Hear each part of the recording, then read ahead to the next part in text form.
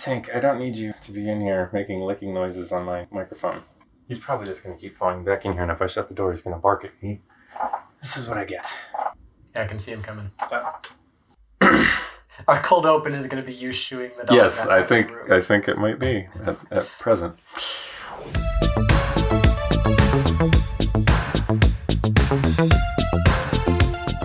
Hey everybody, thanks for joining us today.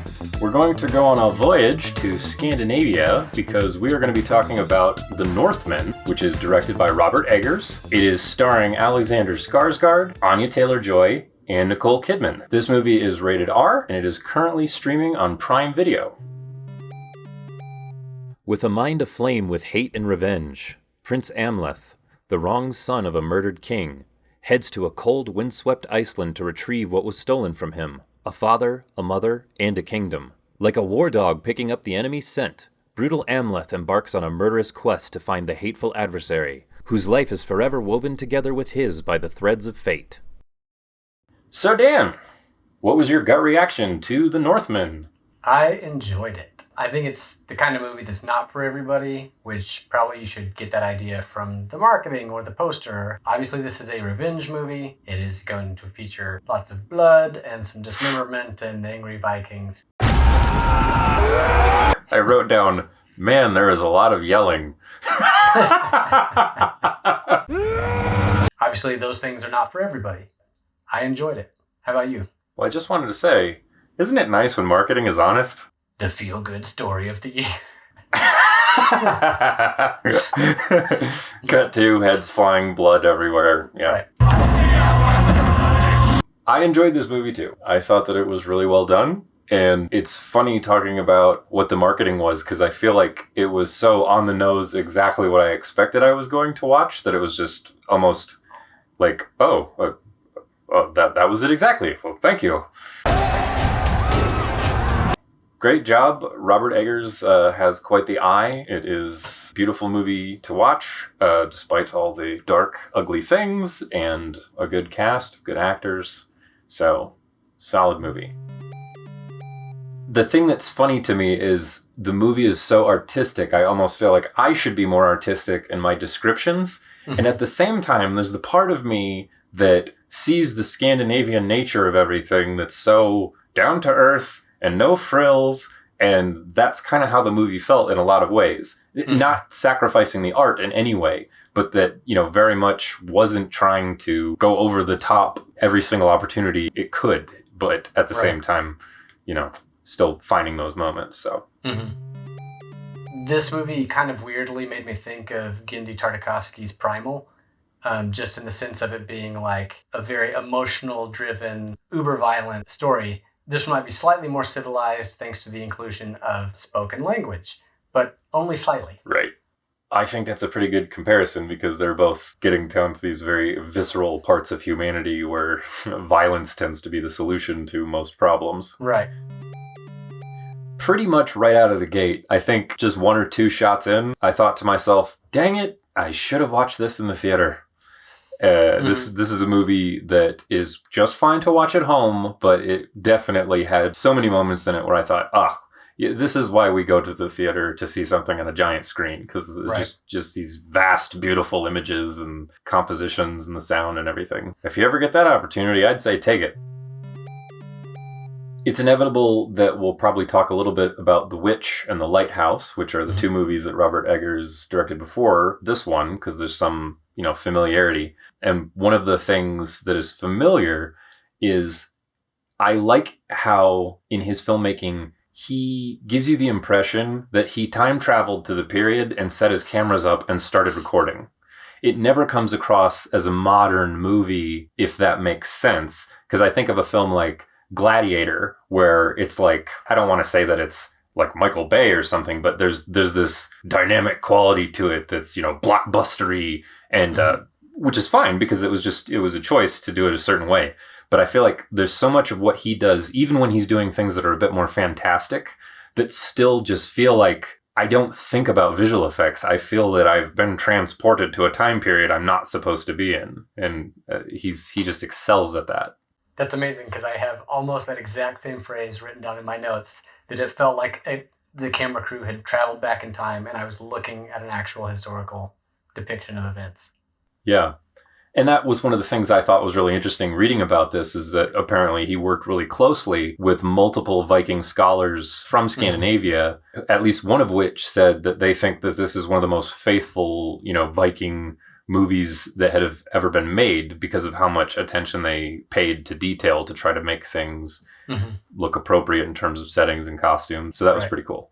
That historical accuracy is one of the things that kept me hooked. This is a long movie at 2 hours and 17 minutes, and yet I was never bored. And I feel like part of that is because the story keeps moving, and part of it is just curiosity of seeing these ancient customs that to us, these rituals and things that we're seeing feel almost bizarre and wild and untamed, but they only seem that way due to the difference between that and our normal lives. For the people of that era, this was normal everyday life. You round up the boys and go out to play a few rounds of murder rugby. If you live to see the sunrise, it's great.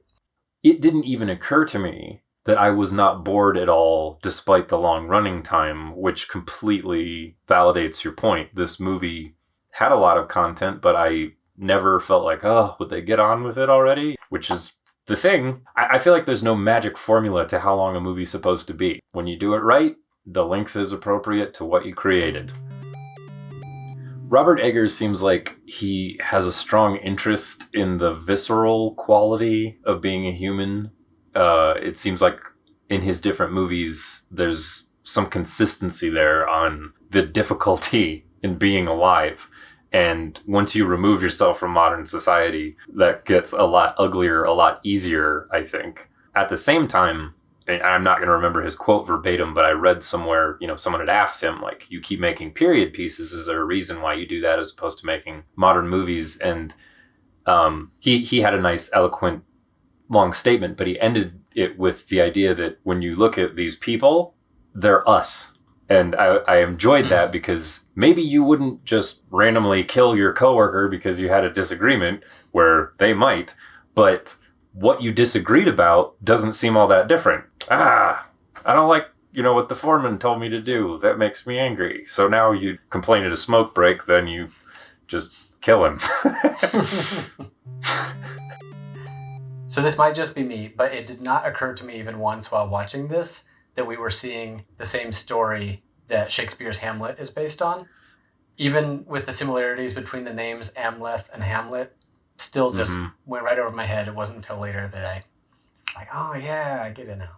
I actually stumbled onto some of that early on. I don't know if you ever observed the X-ray feature that Prime Video has, where they'll actually put trivia up. Now, mind you, if you're watching on TV, you probably don't see it unless it's a feature you can turn on. But like watching on a computer, I'll mouse over a window and I'll be like, oh wait. And I ended up reading a lot of the trivia, and then that was one of the things they touched on early. And as soon as they said it, I'm like, oh, yep. And you don't even have to get that far in the movie before you see all those things line up. As the story moved along, I thought it was interesting how it kind of got to this place where it almost started to become this R-rated Lord of the Rings. There was this sort of fantastical adventure, but it was happening on a smaller scale. And we started dipping a little bit into fantasy elements where they weren't always, 100% believable realism, which, I think is part of the artistry. But I enjoyed that. And then I assume you probably saw one scene in particular where it had strong shades of Conan the Barbarian, and I appreciated that. And then that was another moment where, I think they went a little bit more into the fantasy, and I really liked how they handled it. And I liked the way the fantasy elements were treated as something that was up to your interpretation. They could have meant for them to be 100% accepted as what was happening in the story. They could have been meant as dream sequences. They could have been imagination, and it works either way. It's definitely one of those things it doesn't have to be one way or the other. It can be both at the same time, and it just fits. While I completely respect Eggers' dedication to craft, there's one scene in particular that I feel like maybe could have used a little bit of compromise. And I almost hesitate to say it because I feel like this is the exact scene that a lot of people are going to point to as one of the best scenes in the movie. Maybe about halfway through the film, there's a long take battle sequence that's probably 3 or 4 minutes long, where Amleth is going through the village. The camera's tracking along with him. And it's a great scene. It works really well. And it's very, very difficult to do. But there were a few points where some of the guys in the scene seem like they're anticipating the hits a little bit. Instead of looking like a man fighting for his life, it looks like a man trying to hit his mark and die at the right time and not be the guy that causes the entire crew to reset and redo a 4-minute take. And that's understandable. It's a hard scene to shoot. It's physically and mentally exhausting. Everything has to go exactly right for that duration of time. That could be a case where maybe if you had had someone walk through the foreground to hide the edit a couple times, maybe you could have done it in sections. Like I said, Eggers is a great filmmaker. He's got a great eye. He can do the long take very well. And I understand wanting to flex that muscle. I mean, why not? But I feel like in this instance, maybe reconfiguring that scene into 2 or 3 smaller sections and then disguising the cuts might have given those guys more opportunity to go all out every time and not have to worry about how much time they're going to cost everybody if they had to reset.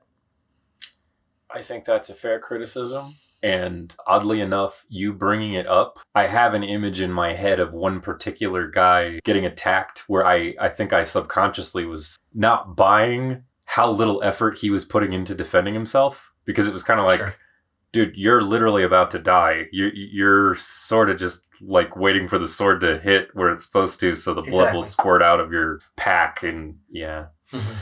So yeah. And that's not to disrespect any of the actors or stunt people in that scene. It's hard work, and a lot of things had to go exactly right. But maybe there's a little bit less pressure on them for every single take. Yeah. They could have put 100% into every take. And it makes a lot of sense when you think about how complicated a scene like that is where you're doing hand-to-hand combat.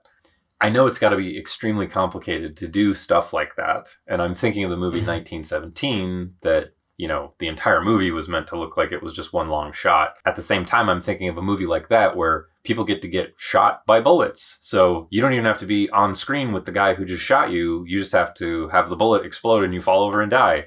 And a bunch of other guys just have to run through the scene. And when you do hand-to-hand combat, it's like, okay, now there's like 7 things that have to happen in order right here. And then you got to move on and then you got to do it again with another guy over here. And yeah, it does seem like all the blocking and choreography for that could get really complicated. And man, you don't want to be the guy who has to wait until the 3:57 mark for your fight to happen when all that other stuff. So yeah, if that guy screws it up, everybody's staring at him on the next break. Yep. And it's a lot of hard work.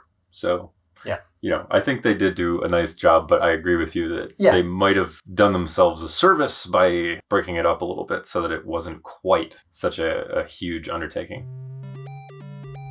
Well, we've come to that time in the video where we give you our recommendations. Dan, would you recommend The Northman?